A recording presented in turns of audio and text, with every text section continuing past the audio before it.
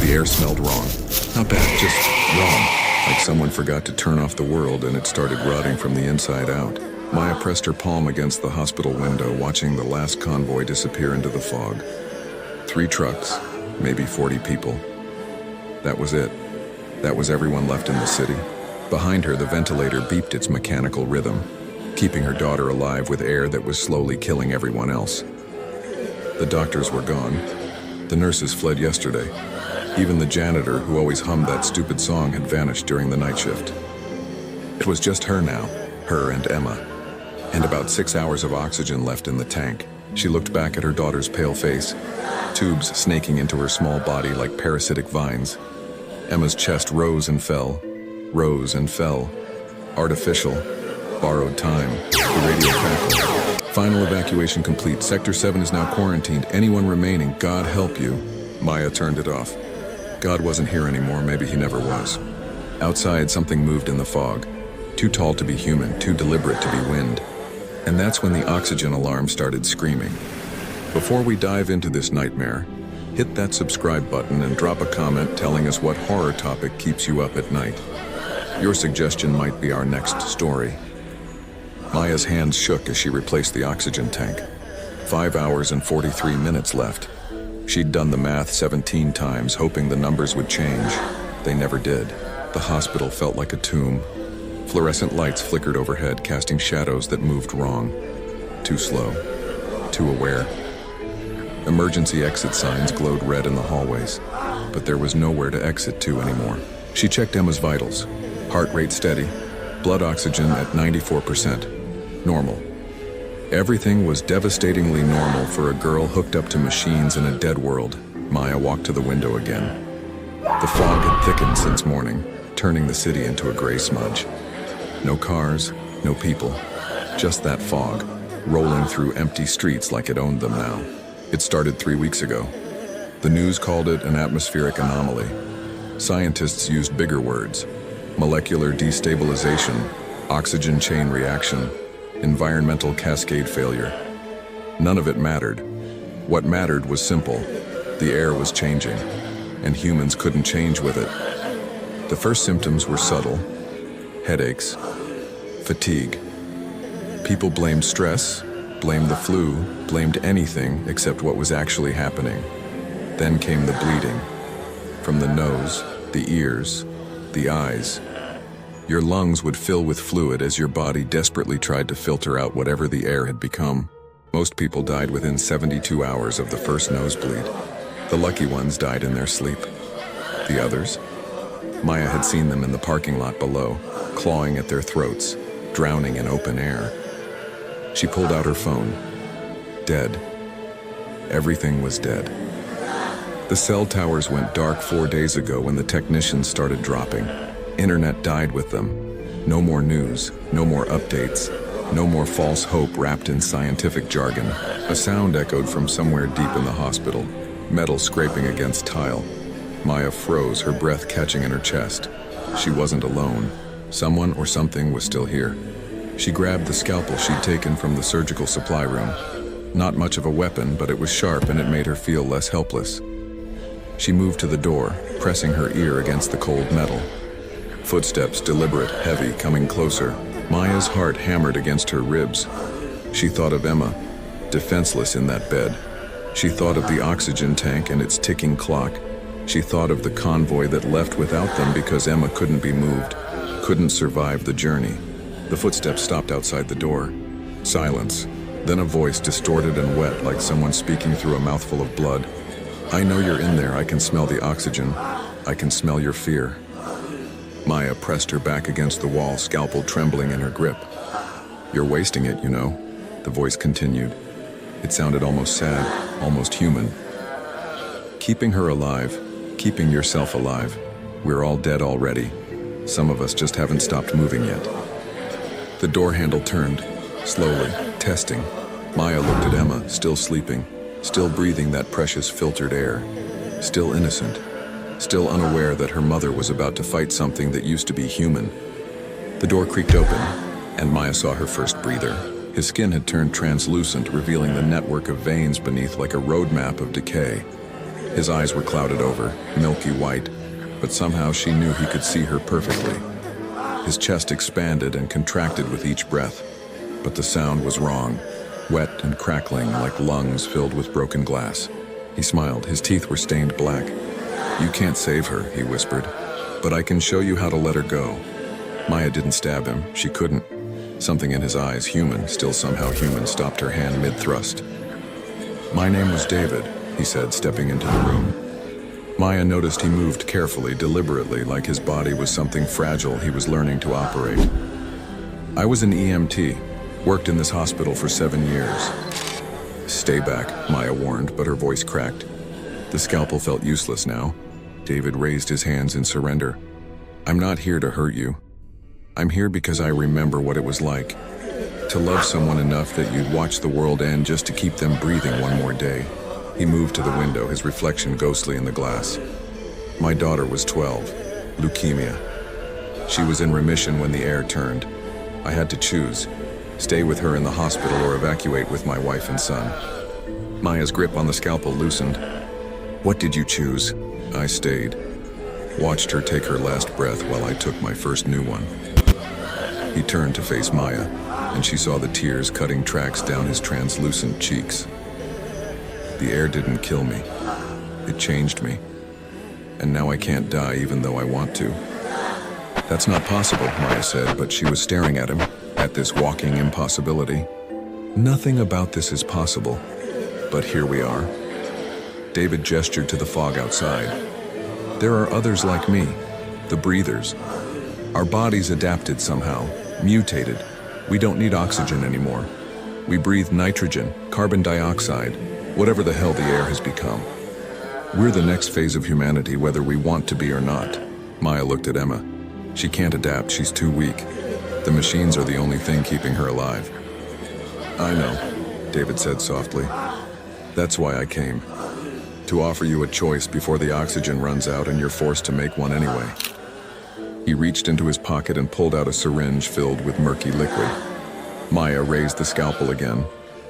"Relax, it's not poison, it's accelerant. Concentrated atmospheric compound. One injection and the transformation happens in minutes instead of days. No suffering, no drowning, just change." "You want me to turn my daughter into that?" Maya's voice was sharp with disgust. "I want you to save her life. This isn't about what we want anymore, it's about what survives." David placed the syringe on the bedside table. "The alternative is watching her suffocate when that tank runs dry. Watching her claw at her throat. Watching her beg you to make it stop while you're powerless to do anything but hold her hand." Maya's eyes burned with tears she refused to shed. She's 8 years old, and she deserves a chance to be 9, 10, 20. David moved toward the door. "I'll be in the hallway. You have 4 hours to decide. After that, the transformation becomes unpredictable, painful. I wouldn't wish that on anyone, especially not a child." "Wait," Maya called out. "Why? Why help us?" David paused in the doorway. "Because I couldn't save my daughter. But maybe I can save yours. Maybe that's enough to make this curse feel like something other than punishment." He left, and Maya was alone again with the steady beep of machines and the weight of an impossible choice. She sat beside Emma's bed, watching her daughter's chest rise and fall. So peaceful, so unaware. Emma had always been a fighter, survived 2 rounds of chemo, 3 surgeries, countless infections. But this wasn't something you could fight with courage and hope. This was evolution with a gun to your head. Maya picked up the syringe, held it up to the light. The liquid inside swirled like living smoke. She thought about David's translucent skin, his black teeth, his dead eyes that somehow still cried. Was that life? Was that what she wanted for Emma? But what was the alternative? Watching her daughter die? Feeling her small hand go cold? Burying her in a world where graves didn't matter anymore because there was no one left to remember? Outside, the fog pressed against the window like it was trying to get in. Like it knew. Like it was hungry. Maya's phone, dead in her pocket, felt heavier than it should. No way to call for help. No one to call anyway. Every parent in the world was facing their own nightmare tonight. Or they were already dead. She was truly alone with this choice. The oxygen tank hissed quietly. counting down the minutes until decision time ran out. Maya didn't sleep. She sat in that chair, staring at the syringe, replaying every moment of Emma's life. Her first word, her first steps. The day she lost her first tooth and left it under her pillow, even though she knew the tooth fairy wasn't real, because hope was a currency you traded even when you knew it was worthless. The oxygen alarm started beeping at 4:47 a.m., 30 minutes remaining. Maya's hands moved on autopilot, checking Emma's vitals one last time. Everything stable, everything normal, everything about to end. She heard David's footsteps in the hallway. He didn't enter, just waited, giving her space for the most important decision she'd ever make. Maya picked up the syringe, held it over Emma's IV line. One injection, one choice, one chance. Her hand trembled. "Mom?" Maya nearly dropped the syringe. Emma's eyes were open, clear and blue, and focused on her mother's face. "Baby, you're awake." Maya set the syringe down, grabbing Emma's hand. "I heard everything," Emma whispered. Her voice was weak but steady. The man in the hallway, the choice, the syringe. Maya's heart shattered. "You shouldn't have heard that. You should be sleeping. I've been awake for hours, just listening, thinking." Emma squeezed her mother's hand with surprising strength. "I'm scared, Mom." "I know, baby, me too. But not of dying." Emma's eyes were too old suddenly, too aware. "I'm scared of becoming something that isn't me. I'm scared of forgetting who I was, what I loved, what made me Emma." Tears finally broke through Maya's defenses, streaming down her face. "I can't let you die, I can't. You're not letting me die. You're letting me go." Emma smiled, and it was the same smile she'd given Maya on her first day of kindergarten, brave and terrified and absolutely certain. "I don't want to be a breather, Mom. I want to be remembered as Emma. You're Emma, not some monster wearing my face." The oxygen alarm intensified. 15 minutes. "There has to be another way," Maya sobbed. "There has to be. There isn't, and that's okay." Emma's grip tightened. "I'm not afraid anymore. I've been dying for 2 years. This is just the last part of the story. Every story has an ending." Maya pulled her daughter close, careful of the tubes and wires, breathing in the scent of her hair that still somehow smelled like strawberry shampoo despite everything. "I love you so much. So much. I know, that's why you'll let me choose." Emma pulled back, looking into her mother's eyes. "And I choose to stay human, to stay me, until the very end." Maya wanted to argue, wanted to rage against the unfairness of a universe that would put this choice on a child. Wanted to inject that syringe and deal with the consequences, because at least her daughter would be alive in some form. But she saw the certainty in Emma's eyes, the peace, the acceptance, and she realized that keeping Emma alive against her wishes wasn't love. It was fear wearing love's mask. 10 minutes.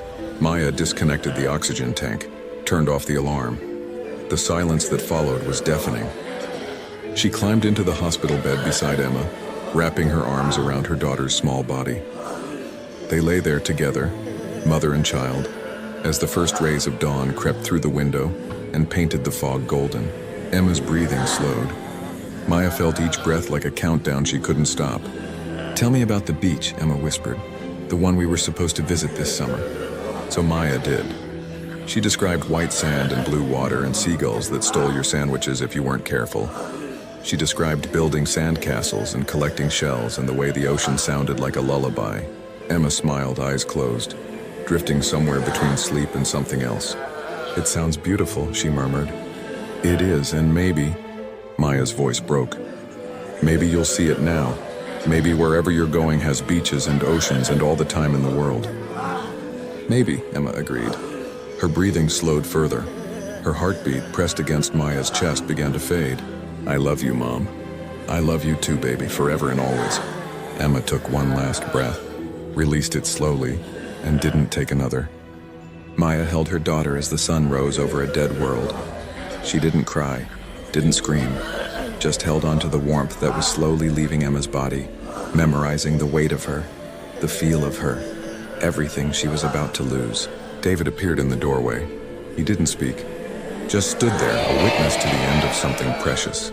Outside, the fog began to lift, revealing the city below.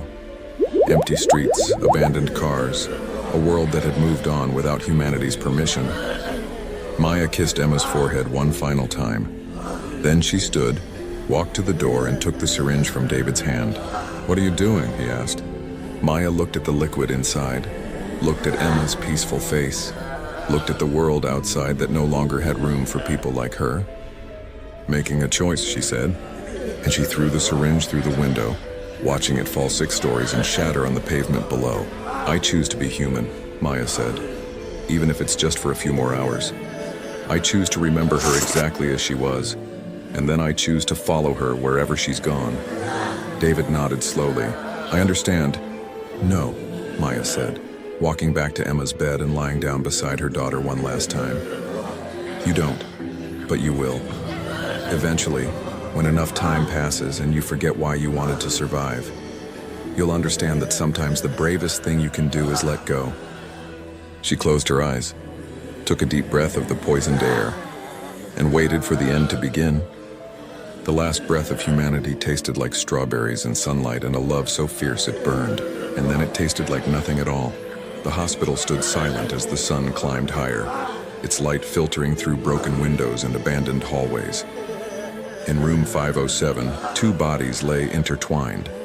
A mother and daughter who chose humanity over survival, love over fear, and an ending over a nightmare that wore the mask of salvation. David stood in the doorway for a long time watching them. He wanted to feel something: grief, anger, regret. But those emotions belonged to the person he used to be, and that person died the moment he took his first corrupted breath. Still, he understood what Maya had done. Maybe not today, maybe not for years. But eventually, when the weight of immortality became too heavy and the memory of his own daughter faded into something that felt more like a story than a life he'd actually lived, he would understand. He closed the door gently, leaving them in peace. Outside, the fog finally cleared completely, revealing a city transformed. The breathers emerged from buildings and sewers and hiding places, their translucent skin catching the sunlight like broken glass. They moved through the streets slowly, cautiously, learning how to exist in a world that wasn't built for them. They were the future now, the next chapter of evolution written in mutation and loss. But in that hospital room, wrapped in her daughter's arms, Maya had proven something the breathers would spend eternity trying to understand: that being human wasn't about survival. It was about choice, about love, about the courage to face the end with dignity instead of running from it in fear. The last breath of humanity wasn't a gasp of desperation. It was a whisper of defiance, a refusal to become something monstrous just to keep the heart beating one more day. Emma and Maya didn't survive the apocalypse, but they won anyway, because they died as themselves. They died together, they died human. And in a world where humanity itself had become extinct, that was the only victory that mattered. The machines beside the bed finally stopped beeping, their displays going dark. The oxygen tank sat empty, its purpose fulfilled. The hospital room fell completely silent, a tomb for the last 2 people who remembered what it meant to be beautifully, tragically, perfectly human. Dawn broke over the city, painting everything in shades of gold and amber. It was a new day in a new world, a world without humans, a world without hope. But somewhere, in the fading warmth of a hospital bed, 2 souls departed together, carrying with them the last ember of what humanity had been. Not perfect, not eternal, but real. And that was enough. So there it is, the last breath, the final choice. A mother's love against impossible odds, and an ending that might break your heart but hopefully makes you think. What would you do in Maya's position? Would you take the injection? Would you choose survival over humanity? Would you let your child make that decision? Or would you make it for them? Drop your thoughts in the comments. Let's talk about it. No judgment, just honest conversation about the impossible choices we hope we never have to face. And hey, if this story messed you up in the best way possible, or the worst way, we're not picky, hit that subscribe button. We've got more nightmares waiting in the wings, more stories that'll make you question everything you thought you knew about survival, humanity, and the price we pay for both. Drop a comment right now telling us what horror topic keeps you awake at night. Urban legends, cosmic horror, psychological terror, body horror. Your suggestion might become our next deep dive into darkness. Until next time, stay human while you still can. This is Sinister Stories, reminding you that sometimes the scariest thing isn't the monster in the fog. It's the choice you make when the monster offers you a way out. See you in the darkness.